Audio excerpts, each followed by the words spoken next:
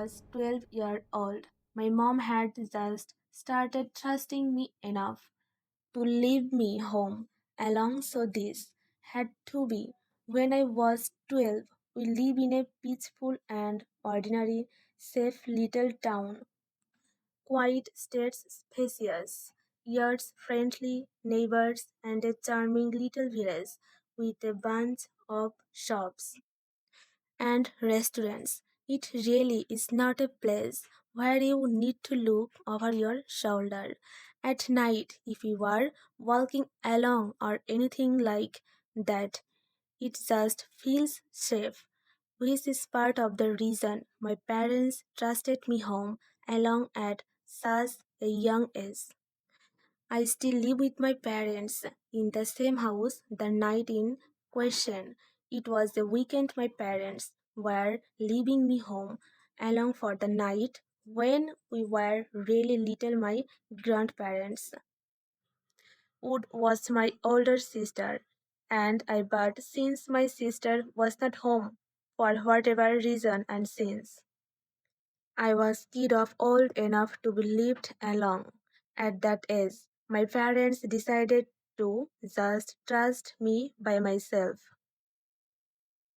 My parents had us young, so they have always been a bit more active in the sense that they'd often travel or go out on the weekends with their friends.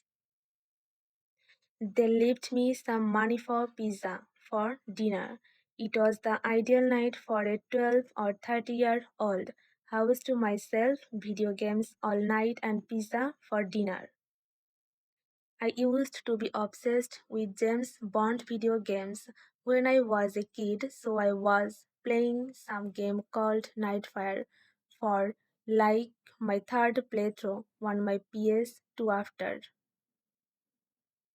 I finished the game again. I decided to order the pizza. There was a pizza place night by our house called Yanni's. It's been closed for years, but it was one of my family's go-to pizzerias. I ordered a regular pie at the age of 12. I could easily eat 3 slices by myself. My mom told me to warp the leftover slices in tin foil and put them in the fridge. I switched out discs for another video game in the meantime while I waited for the pizza, and when the doorbell finally rang, I hurried downstairs with the $20 bill. My parents left me. My mom told me to tip $4. The pizza place was like 3 blocks away, so honestly. Finally rang, I hurried downstairs with the $20 bill. My parents It was not a bad tip, especially for the time the delivery driver was some 30 something year old looking guy.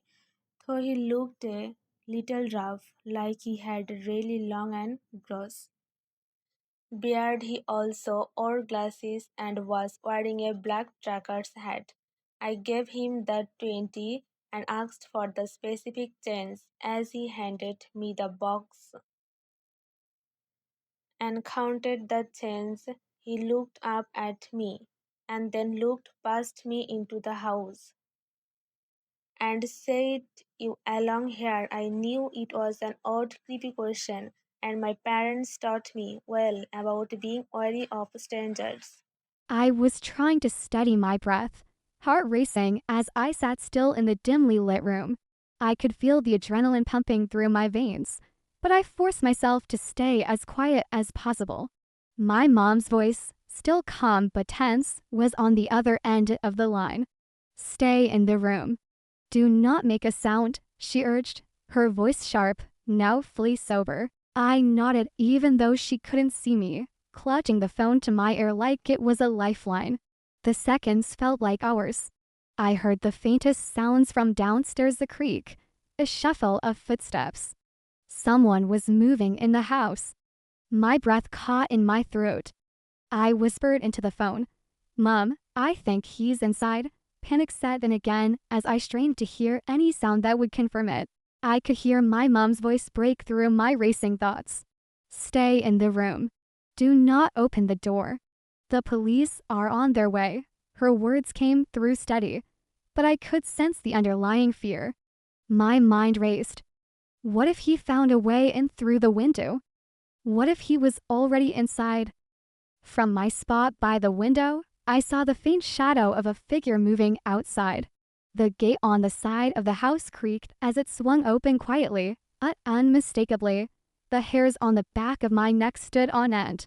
My hand shook as I covered the mouthpiece of the phone to keep my breathing in check. I heard the voice of the man from earlier, again softer this time, like he was trying to stay out of sight. Please, I just need help, he whispered through the front door, his voice chillingly calm. I felt my stomach drop, the urge to run building up in my chest.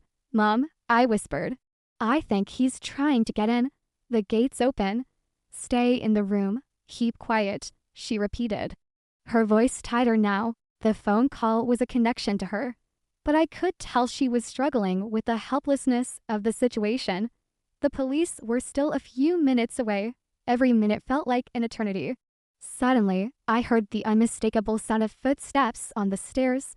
They were heavy, deliberate, making their way up toward the second floor. My breath caught in my throat. My mom screamed into the other phone. He's in the house. Get here now. The panic in her voice was clear, and I could feel it amplifying inside me. I pressed my back against the wall, my heart pounding in my chest. Would he come for me next?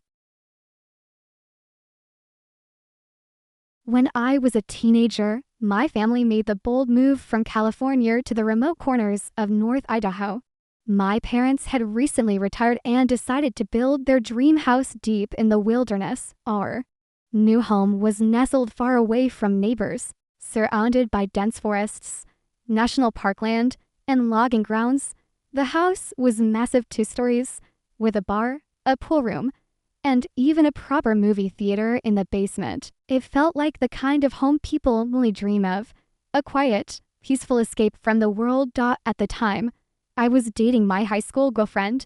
One night, while my parents were out on a date, I invited her over to watch a movie.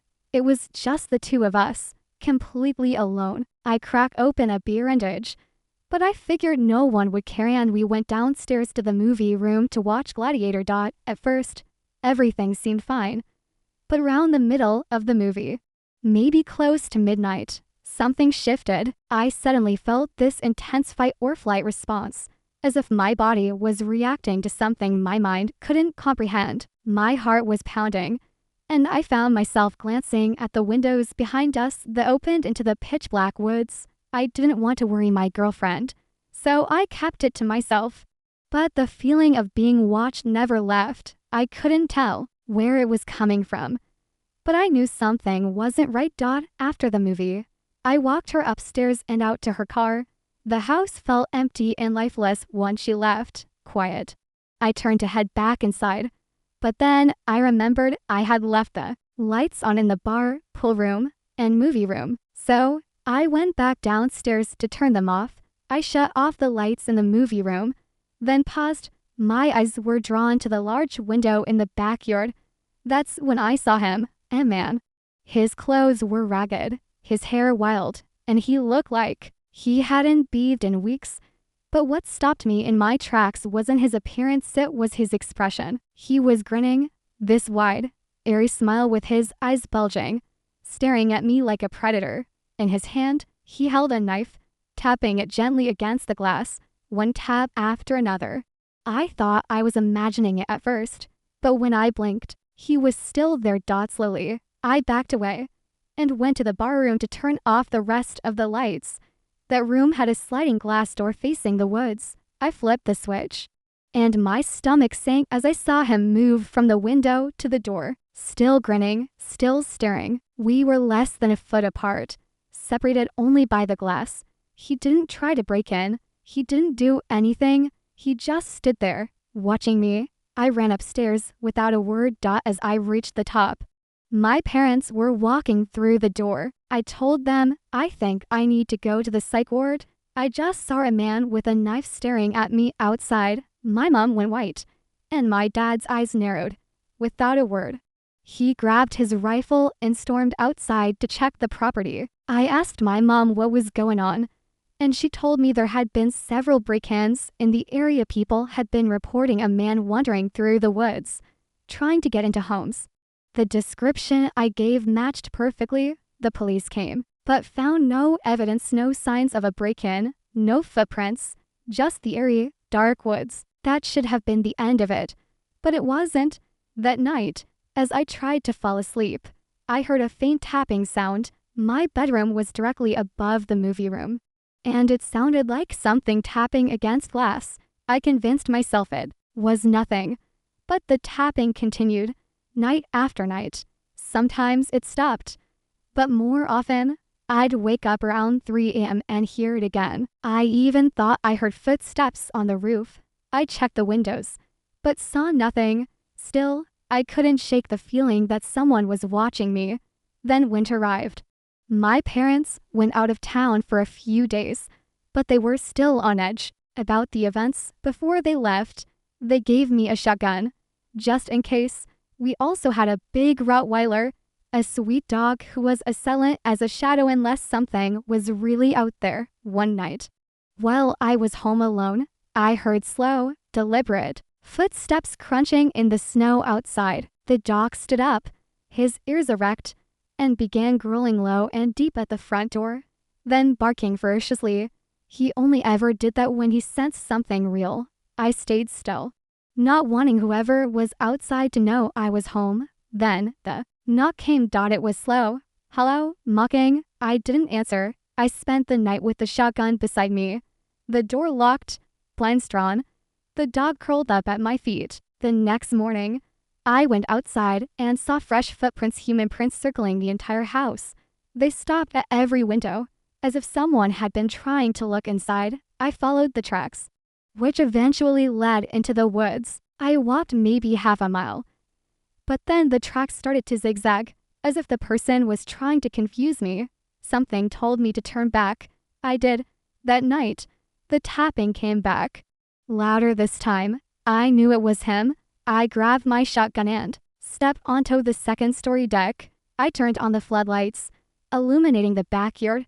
There he was, the same man, same twisted grin, same cold eyes, holding the knife. He stared directly at me and blinking, like he could see right through me. "If you don't leave, I'll shoot," I shouted. He didn't flinch. He didn't move. I fired a warning shot. He staggered a bit, then slowly backed into the woods, still facing me. That's when I decided to let the dog loose. I sprinted downstairs, threw open the sliding door, and sent him after the man. The dog bolted into the woods, barking and snarling. I'd never seen him so aggressive. He had a shock collar, so he couldn't go too far. But I like to think he chased that guy off for good. After that night, I never saw him again.